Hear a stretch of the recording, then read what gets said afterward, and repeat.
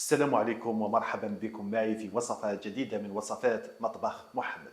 وصفة اليوم إن شاء الله راح نحضروا مع بعض حلوة للسيجار، لكن راح نقدمه لكم بطريقة جديدة راح تشوفوها لأول مرة، اللي هو سيجار الشبيكة. طريقة التحضير راح تكون جد بسيطة، وأيضا راح نتحضروا في وقت جد قصير، يعني ما راح يشد لكم كامل الوقت. نتمنى إن شاء الله الوصفة تاع اليوم راح تنال إعجابكم. اما فيما يخص المقادير راح نحتاج 100 غرام من الفرينه او الدقيق الابيض اللي هي تقريبا كوب الا الربع. نحتاج ايضا واحد صفار بيض، 2 غرام من الفانيلا، وراح نحتاج 12 غرام من الزيت اللي هي ملعقه تكون كبيره. عندنا ايضا رشه من الملح، وراح نحتاج ايضا 150 غرام من الماء اللي هي ايضا تقريبا كوب الا الربع. نجوز الان نشوفوا طريقه التحضير. راح نبدا على بركه الله في طريقه التحضير. في الاول في اناء راح نحط كميه من الماء هكذا، يعني نخلي كميه قليله فقط. بالنسبه للعجينه تاع اليوم راح نتحصل على عجينه راح تكون سائله. راح نضيف عليها واحد صفار بيض، ونضيف ايضا الكميه تاع الزيت اللي هي ملعقه هكذا، يعني ملعقه راح تكون كافيه. نضيف ايضا كميه الفانيلا مع رشه من الملح، ونعاود نفتح كامل هذو المقادير مع بعض. ونضيف ايضا مباشره الكميه تاع الفرينه اللي تكون مغربله، ونعاود نفتح الفرينه مليح مع بقيه المقادير.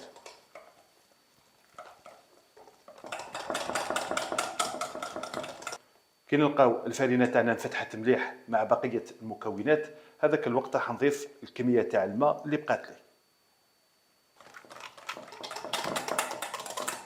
يعني لاحظوا القوام اللي لازم تحصل عليه، يعني القوام ما يكونش خفيف وايضا ما يكونش ثقيل بزاف. يعني لاحظوا كي يهبط من الملعقه يهبط خيط واحد ما يتقطعش. انتم اذا كان الخليط شويه خفيف ضيفوا له حوالي 5 أو 10 غرامات من الفرينه، واذا كان ثقيل نضيف له حوالي نصف ملعقه فقط من الماء، لانه الحجم تاع صفار البيض ونوعيه الفرينه راح يلعبوا دور كبير في القوام تاع العجين. بالنسبه لطريقه العمل، يعني اللي عنده اللمبوط يقدر يستعمل اللمبوط اللي يكونوا عنده ثقوب صغيره، ولا نحكموا هذو القرعه اللي عندهم 3 ثقوب كما تقدروا تستعملوا اللي فيها ثقبه واحده. وبالنسبه لطريقه العمل يعني كاينه زوج طرق، يعني تقدروا تخدموا بالقرعه ولا اللمبوط، او الطريقه الثانيه اللي حنعملوها في كيس بلاستيكي او كيس حلواني. انا راني حضرت نفس الوصفه وراني عملتها في كيس حلواني، يعني فقط باه نوريكم الطريقه اللي نخدموا بها. وراح نخلي العجينه جانبا ترتاح حوالي نصف ساعه. في الوقت اللي راه يرتاح فيه العجين راح نبدا نحضر في الحشو. للحشو راح نحتاج 200 غرام من اللوز او الكاوكاو اللي يكون مطحون رقيق. راح نضيف عليهم 2 ملاعق من السكر اللي هي 50 غرام مع كميه من القرفه، ونحركهم كامل مع بعض. وراح نجمع العجين فقط بالصفار البيض. هنا عندي كميه قليله تاع اللوز اللي هي 200 غرام. اذا استعملتوا كميه كبيره من اللوز يعني 500 غرام او 1 كيلوغرام من اللوز، استعملوا دائما 2 صفار بيض مع حبه بيض كامله. ونعاود فقط نجمع الحشو. هنا الحشو تاعنا مازال ناشف، راح نضيف له كميه قليله فقط من بياض البيض اللي نكونوا ضربناها مليح. يعني لازم تضربوا بياض البيض باش تتحكموا في الكميه اللي تضيفوها. لاحظوا القوام تاع العجين اللي لازم تحصل عليه، يعني العجين تاعنا يكون متماسك ما يكونش طري بزاف. الان راح نبدا نعجن فيه لمده دقيقتين فقط حتى يذوب السكر. هنا راني كملت عجنت الحشو، راني عملته كوريات وزن الواحده 30 غرام، يعني الكميه اللي عملناها تاع اللوز راح تمد لكم 10 حبات، وراح نشكلهم مباشره على شكل حلبوش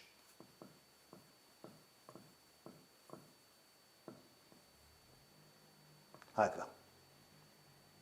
والحشو تاعكم اطولوا كامل نفس الطول. ونعاود نغطيهم فقط بكيس بلاستيكي وراح نخلوهم جانبا. راح نبدا بسم الله في طريقه التشكيل. في الاول يعني لاحظوا النار تاعكم كيف لازم تكون نار ضعيفه، يعني خلوا النار تكون قليله.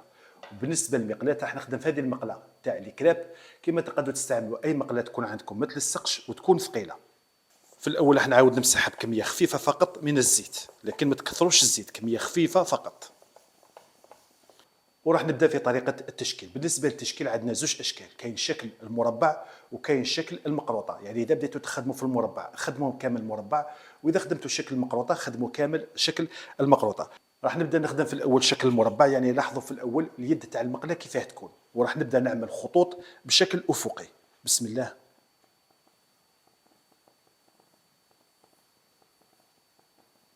هكذا. من بعد راح نعاود ندور اليد تاع المقله 90 درجه هكذا، ونزيد نعاود نخدم خطوط بشكل افقي. يعني بهذا الشكل بتحصلوا على شكل المربع. وراح نخلي العجين ينشف شويه فقط، يعني ما نخلوش يطول بزاف، غير نلقاوه بدا يطير على الاطراف. هذاك الوقت راح ننزعوه مباشره. يعني نرفع المقله ونقلبها بهذا الشكل، يعني غير تقلبوها يطيح. نعاود الان نقلبها هكذا، ونعاود نرد هذا الجزء للوسط، ونزيد ايضا هذا الجزء. وراح نحكم الحشو اللي كنا حضرناه نحطه في هذه المنطقه. اذا كان عندكم هذا الزائد تاع العجين تقدروا تتخلصوا منه، ونبدا فقط ندور في العجين على الحشو هكذا. وفي الاخير ايضا هذه المناطق اللي يكون فيها العجين بزاف نتخلصوا منها، يعني كميه قليله فقط تاع العجين حين تنزعوها، ماشي بزاف. ولصقها بكميه قليله من بياض البيض، يعني ما راحش نكثر بياض البيض، شويه فقط هكذا، ونغلق عليه. شوفوا ما شاء الله الشكل تاعو كيف يكون. هذا بالنسبه للشكل الاول. فيما يخص الشكل الثاني اللي هو شكل المقروطه، يعني نفس الشيء راح نعمل خطوط فقط بشكل افقي هكذا.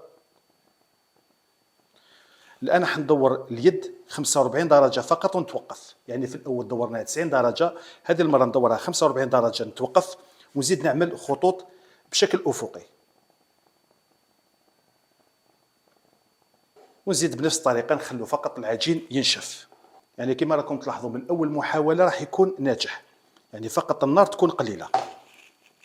يعني لاحظوا كي نحرك الاطراف نلقاهم كامل يتحركوا، هذاك الوقت راح ننزعها ونقلبها مباشره. يعني ما كان لا تضربوا المقله، يعني غير تقلبوا هكذا راح تطيح وحدها. نعاود ندورها بهذا الشكل هكذا، وبنفس الطريقه ايضا نرد فقط الجوانب للوسط. دائما نحطوا الحشو في هذه المنطقه، نعاود نرد عليه العجين. يعني كما راكم تلاحظوا طريقه التشكيل راح تكون جد سهله. كميه خفيفه فقط من بياض البيض ونغلق العجين. يعني لاحظوا الفرق بين الشكل المربع وشكل المقرطه. فيما يخص الناس اللي ما عندهمش القرعه وبغاو يخدموا بكيس بلاستيكي، يعني بنفس الطريقه ايضا نعمل ثقب صغير فقط في الكيس بلاستيكي ونعمل خطوط بهذا الشكل. نعاود ندور المقله ونعاود نخدم ايضا بنفس الطريقه. يعني شوفوا الطريقه اللي تساعدكم تقدروا تخدموا بها. هنا بعد ما نكملوا نحضرهم لازم نغطوهم بكيس بلاستيكي. غير نلقاو الزيت سخن، لكن ما تخلوش يسخن بزاف. راح نبدا بسم الله نقلي فيهم.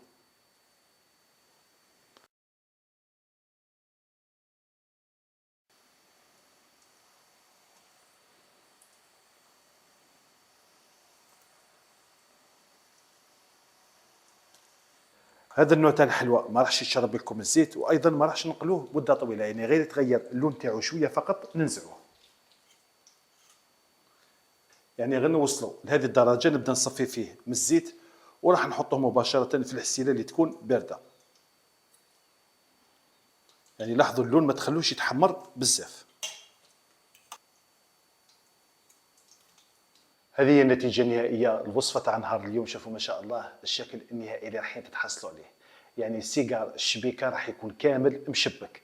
بالنسبه لهذا النوع، هذا النوع الثاني اللي كنا خدمناه تاع المقروطه، وهذا النوع يعني النوع الاول اللي خدمناه على شكل مربعات. يعني في زوج ما شاء الله. يعني اذا عجبكم النوع الاول ولا الثاني كل واحد والذوق تاعو. الان بقات اخر مرحله ان شاء الله راح نقسم وحده ايضا، وراح نشوفوا القوام كيف يكون. يعني شوفوا ما شاء الله الشكل تاعو كيف يكون عن قرب وكيف يكون طيب. بسم الله ما شاء الله. يعني لاحظوا القرمشه اللي تكون فيه. هذه هي النتيجه النهائيه الوصفه تاع نهار اليوم. نتمنى ان شاء الله انها تكون نالت اعجابكم، ونتمنى ايضا انكم تجربوها. والى الملتقى في وصفه اخرى ان شاء الله، والسلام عليكم ورحمه الله تعالى وبركاته.